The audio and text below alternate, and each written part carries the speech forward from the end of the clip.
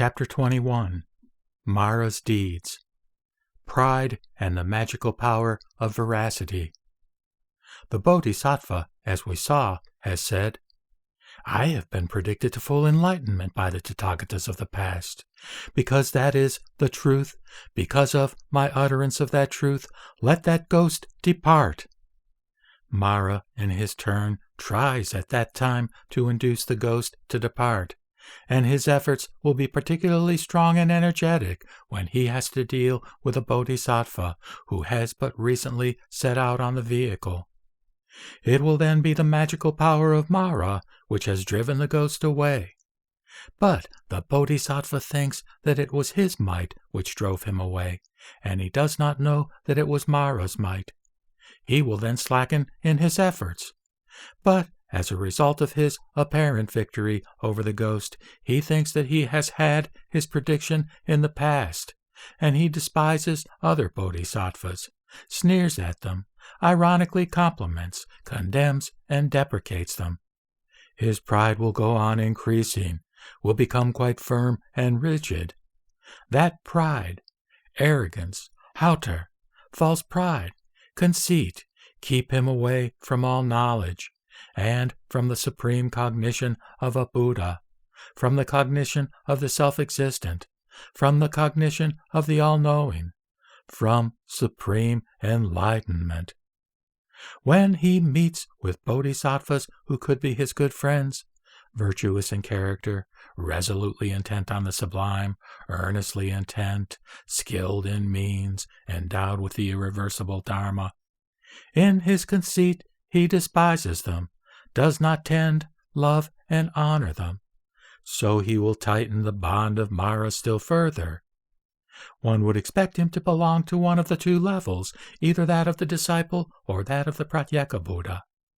In this way, in connection with the magical power of the enunciation of a truth, Mara, the evil one, may cause an obstacle to full enlightenment in a bodhisattva who has but recently set out in the vehicle, who has little faith, has learned little, lacks in the good friend, is not upheld by perfect wisdom, and lacks in skill in means. This should also be known as Mara's deed to a bodhisattva. Pride in connection with the enunciation of the name. Moreover, Subhuti, the deeds of Mara will operate also in connection with the enunciation of a bodhisattva's name. And how? Mara uses even the enunciation of the name, and of the other details connected with it, to tempt a bodhisattva. He comes to him in all kinds of disguises, and says to him, "You have had your prediction from the Tathagatas in the past. The proof is that this is the name you will have as a Buddha, and these are the names of your mother, your father, your brother, your sister, your friends, maternal relatives, kinsmen, and relations." He proclaims these names backward, through 7 generations. He tells you that you were born in this region, this country, this village, town, or marketplace. If you have any particular quality, he will tell you that you have had that same quality also in the past. Whether the bodhisattva be dull by nature or keen in his faculties, Mara will tell him that he was the same in the past, or take other qualities which he has in this present life.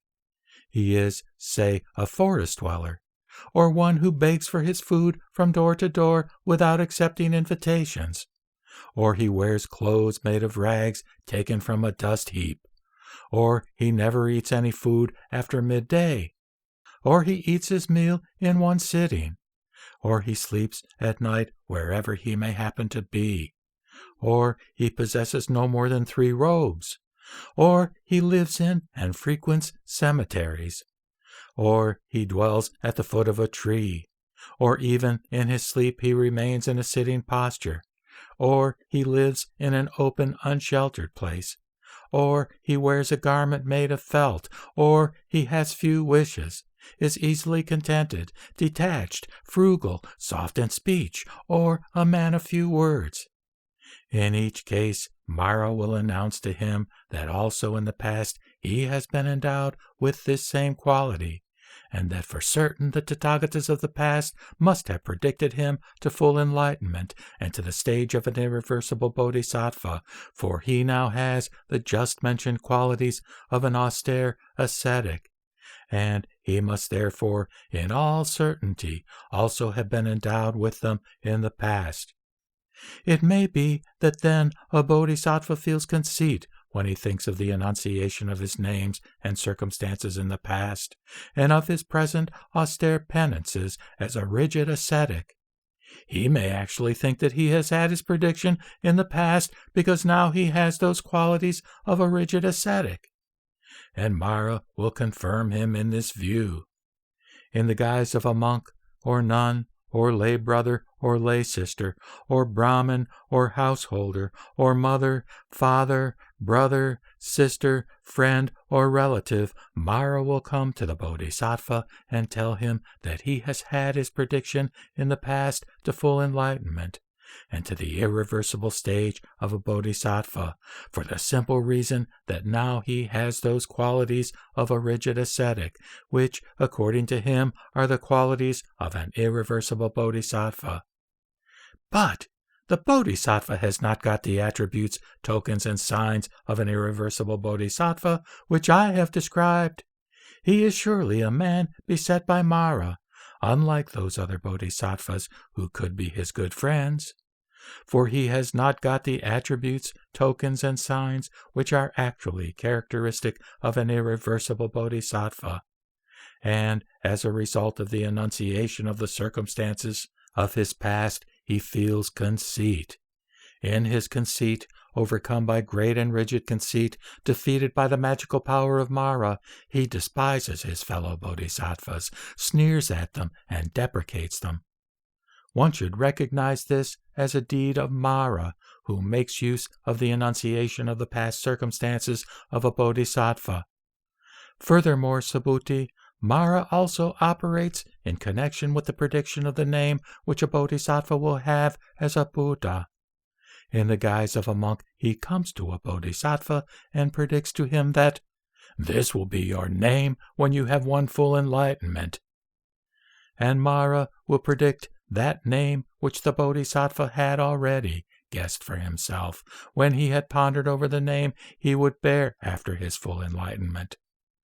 If the bodhisattva is weak in wisdom and without skill in means, he reflects that the name which that monk has mentioned is the same which he has guessed himself.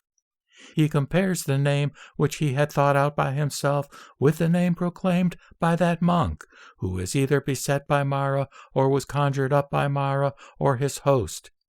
He finds that the two agree, and he concludes that he has in the past been predicted to full enlightenment by the Tathagatas by name. But he has not got the attributes, tokens, and signs of an irreversible bodhisattva which I have described. Since he lacks in them, he feels conceit as a result of that prediction of his name. In his conceit, he despises his fellow bodhisattvas and thinks that, while he has had his prediction, they have not had it. That pride, arrogance, and conceit which makes him despise those other bodhisattvas keep him far away from all knowledge and the cognition of a Buddha. Not upheld by perfect wisdom, lacking in skill and means and the good friend, taken hold of by the bad friend, he would, we must expect, belong to one of the two levels, that of a disciple or that of a Pratyeka Buddha. But even if, after he has spent a long time, a good long time, in erring about and wandering about in birth and death, he would again become one who wants to know full enlightenment by resorting to just this perfection of wisdom.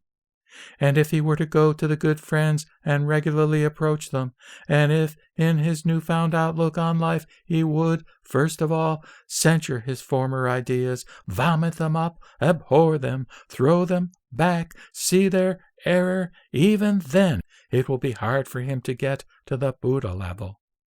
So serious is the offense of conceitedness. Among the monks who belong to the vehicle or level of the disciples, 4 unforgivable offenses are so serious that, if someone has been guilty of one of them, he ceases to be a monk, a Shramana, a son of the Shakya. More serious than those 4 unforgivable offenses is this production of a proud thought, when, on the occasion of the prediction of his name, a bodhisattva has despised other bodhisattvas and produced a thought which is very unwholesome, which is more serious than the 4 unforgivable offenses. Not only that, but it is more serious even than the 5 deadly sins, this production of a thought connected with pride, produced on the occasion when a bodhisattva's future name as a Buddha is announced.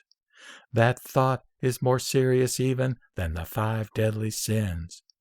In this way, even through the enunciation of a bodhisattva's name, very subtle deeds of Mara may arise. They should be recognized for what they are and avoided, both by the bodhisattva himself and by others.